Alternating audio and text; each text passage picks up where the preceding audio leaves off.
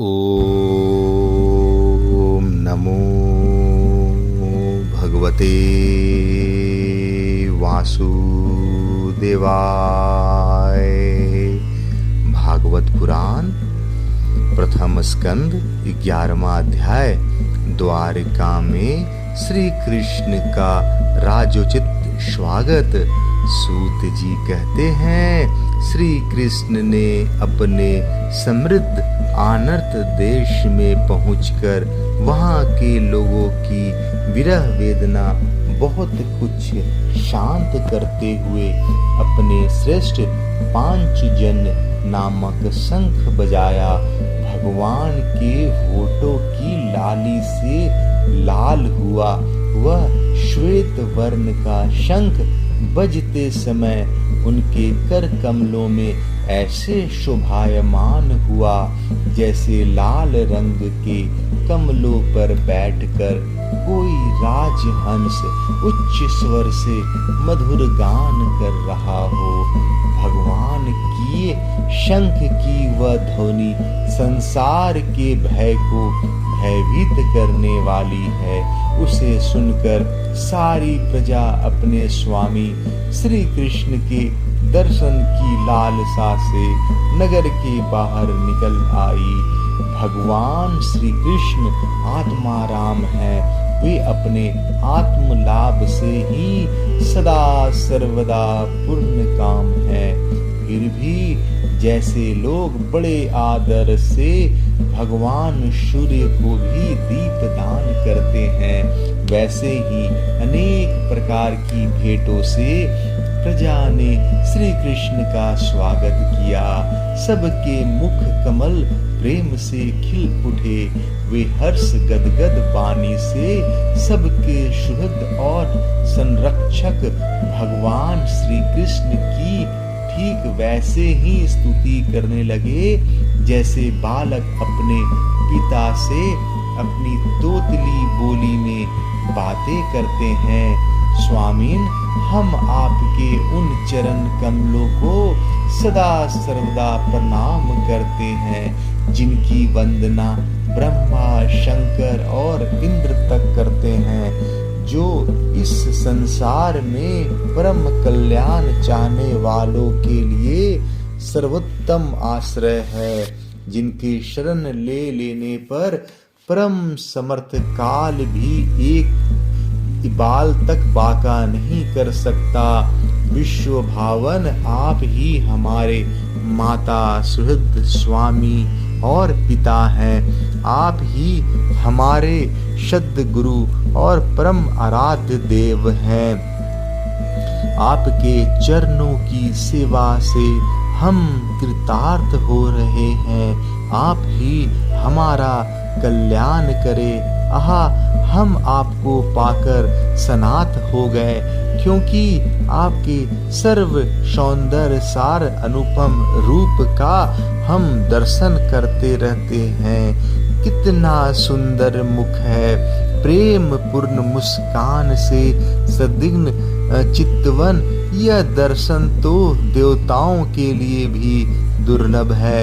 कमल नयन श्री कृष्ण, जब आप अपने बंधु बांधवों से मिलने के लिए हस्तिनापुर अथवा मथुरा ब्रज मंडल चले जाते हैं, तब आपके बिना हमारा एक एक क्षण कोटि कोटि वर्षों के समान लंबा हो जाता है।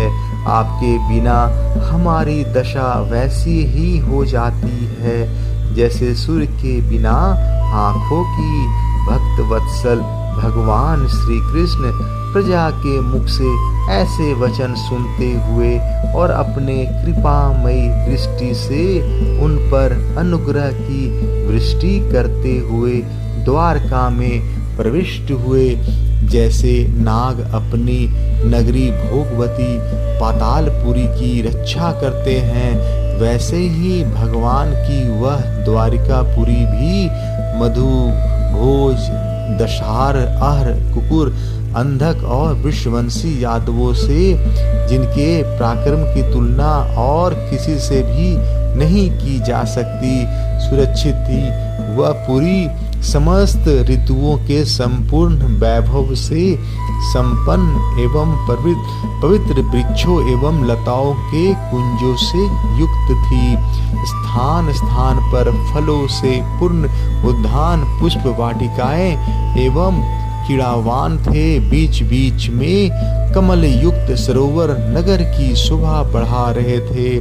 नगर के फाटकों, महल के दरवाजों और सड़कों पर भगवान के स्वागतार्थ बंधनवारें लगाई गई थी। चारों ओर चित्र विचित्र ध्वजा पताकाएं फहरा रही थी, जिनमें उन स्थानों पर धाम का कोई प्रभाव नहीं पड़ता था। उसके राजमार्ग, अन्यान सड़कें, बाजार और चौक झाड़ बुहार कर सुगंधित जल से सींच दिए गए थे और भगवान के स्वागत के लिए बरसाए हुए फल, फूल, अक्षत, अंकुर चारों ओर बिखरे हुए थे। घरों के प्रत्येक द्वार पर दही, अक्षत, फल, ईख, जल से भरे हुए कलश, उपहार की वस्तुएं और धूप दीप आदि सजा दिए गए थे। उदार शिरोमणि वसुदेव, अक्रूर उग्रसेन, अद्भुत पराक्रमी बलराम, पद्म, चारुदेशन और जामवंती नंदन आ रहे हैं। जामवंती नंदन सामने जब यह सुना कि हमारे प्रियतम भगवान श्री कृष्ण आ रहे हैं, तब उनके मन में इतना आनंद उमड़ा कि उन लोगों ने अपने सभी आवश्यक कार्य, सोना, बैठना और भोजन आदि छोड़ दिए। प्रेम के आवेग से उनका हृदय उछलने लगा। वे मंगल शकुन के लिए एक गजराज को आगे करके स्वस्तियन पाठ करते हुए और मांगलिक सामग्रियों से सुसज्जित ब्राह्मणों को साथ लेकर चले। शंख और तुरही आदि बाजे बजने लगे और वेद ध्वनि होने लगी। वे सब हर्षित होकर रथों पर सवार हुए और बड़े आदर बुद्धि से भगवान की आगवानी करने चले। साथ ही भगवान श्री कृष्ण के दर्शन के लिए उत्सुक सैकड़ों श्रेष्ठ वरांगनाएं, जिनके मुख कपोलों पर चमचमाते हुए कुंडलियों के कांति पड़ने से बड़े सुंदर दिखते थे, पालकियों पर चढ़कर भगवान की अगवानी के लिए चली। बहुत से नट, नाचने वाले, गाने वाले, विरद, बखाने वाले, सूत, मागध और बंदी जन भगवान श्री कृष्ण के अद्भुत चरित्र का गायन करते हुए चले।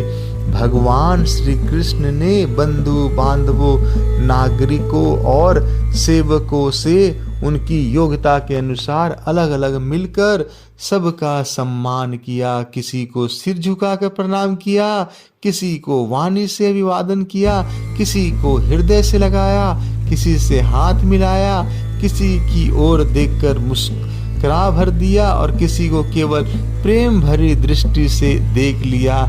जिसकी जो इच्छा थी उसे वही वरदान दिया। इस प्रकार चांडाल पर्यंत सबको संतुष्ट करके गुरुजन, सपत्नीक ब्राह्मण और वृद्धों का तथा दूसरे लोगों का भी आशीर्वाद ग्रहण करते एवं बंदी जनों से बिरुदावली सुनते हुए सबके साथ भगवान श्री कृष्ण ने नगर में प्रवेश किया। शौनक जी जिस समय भगवान राजमार्ग से जा रहे थे, उसी समय द्वारका की कुल कामनियां भगवान के दर्शनों को ही परमानंद मानकर अपनी अपनी अटारियों पर चढ़ गई। भगवान का वक्षस्थल मूर्तिमान सौंदर्य लक्ष्मी का निवास स्थान है। उनका मुखारविंद नेत्रों के द्वारा पान करने के लिए सौंदर्य सुधा से भरा हुआ पात्र है। उनकी भुजाएं लोकपालों को भी शक्ति देने वाले हैं। उनके चरण कमल भक्त परमहंसों के आश्रय हैं। उनके अंग अंग शोभा के धाम हैं। भगवान की इस छवि को द्वारिकावासी नित निरंतर निहारते रहते हैं, फिर भी उनकी आंखें एक क्षण के लिए भी तृप्त नहीं होती। द्वारका के राजपथ भगवान श्री कृष्ण के ऊपर श्वेत वन का छत्र तना हुआ था। श्वेत चंवर डुलाए जा रहे थे। चारों ओर से पुष्पों की वर्षा हो रही थी। वे पीतांबर और वनमाला धारण किए हुए थे। इस समय वे ऐसे शोभायमान हुए मानो श्याम मेघ एक ही साथ सूर्य, चंद्रमा, इंद्रधनुष और बिजली से शोभायमान हो। भगवान सबसे पहले अपने माता पिता के महल में गए। वहाँ उन्होंने बड़े आनंद से देवकी आदि सातों माताओं को चरणों पर सिर रखकर प्रणाम किया और माताओं ने उन्हें अपने हृदय में लगाकर गोद में बैठा लिया। स्नेह के कारण उनके स्तनों से दूध की धारा बहने लगी।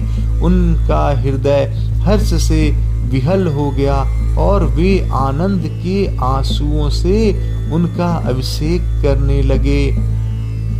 माताओं से आज्ञा लेकर वे अपने समस्त भोग सामग्रियों से संपन्न सर्वश्रेष्ठ भवन में गए। उसमें 16,000 पत्नियों के अलग अलग महल थे। अपने प्राणनाथ भगवान श्री कृष्ण को बहुत दिन बाहर रहने के बाद घर आया देखकर रानियों के हृदय में बड़ा आनंद हुआ। उन्हें अपने निकट देखकर वे एकाएक ध्यान छोड़कर उठ खड़ी हुई। उन्होंने केवल आसन को ही नहीं बल्कि उन नियमों को भी त्याग दिया जिन्हें उन्होंने पति के प्रवासी होने पर ग्रहण किया था। उस समय उनके मुख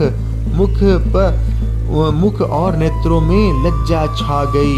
भगवान के प्रति उनका भाव बड़ा ही गंभीर था। उन्होंने पहले मन ही मन, फिर नेत्रों के द्वारा और तत्पश्चात पुत्रों के बहाने शरीर से उनका आलिंगन किया। शौनक जी उस समय उनके नेत्रों में जो प्रेम के आंसू छलक आए थे, उन्हें संकोचवश उन्होंने बहुत रोका। फिर भी विवशता के कारण वे ढलक ही गए। यद्यपि भगवान श्री कृष्ण एकांत में सर्वदा ही उनके पास रहते थे, तथापि उनके चरण कमल उन्हें पद पद पर नए नए जान पड़ते। भला स्वभाव से ही चंचल लक्ष्मी, जिन्हें एक क्षण के लिए भी कभी नहीं छोड़ती, उनकी सनादि से किसी स्त्री को तृप्त हो सकती है?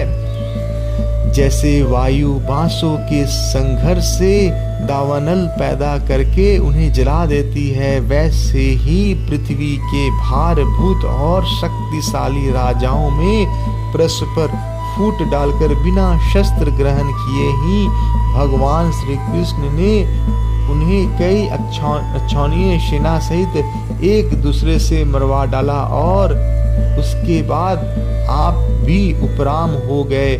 साक्षात परमेश्वर ही अपनी लीलाओं से इस मनुष्य लोक में अवतीर्ण हुए थे और सहस्त्रों रमणी रत्नों में रहकर उन्होंने साधारण मनुष्य की तरह क्रीड़ा की।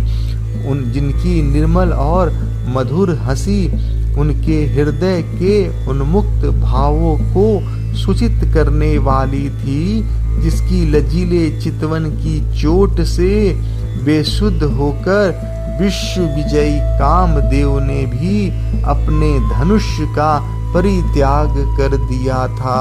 वे कमनीय कामान्य अपने काम विलासों से जिनके मन में तनिक भी क्षोभ नहीं पैदा कर सकी, उन असंग भगवान श्री कृष्ण को संसार के लोग अपने ही समान कर्म करते देखकर आसक्त मनुष्य समझते हैं। यह उनकी मूर्खता है। यही तो भगवान की भगवता है कि वे प्रकृति में स्थित होकर भी उसके गुणों से कभी लिप्त नहीं होते। जैसे भगवान की शरणागत बुद्धि अपने में ही रहने वाले प्राकृत गुणों से लिप्त नहीं होती, वे मूढ़ स्त्रियां भी श्री कृष्ण को अपने एकांत सेवी स्त्री परायण भक्त ही समझ बैठी थी, क्योंकि वे अपने स्वामी के ऐश्वर्य को नहीं जानती थी। ठीक वैसे ही जैसे अहंकार की वृत्तियां ईश्वर को अपने धर्म से युक्त नहीं मानती हैं। जय श्री कृष्ण। 11वां अध्याय समाप्त।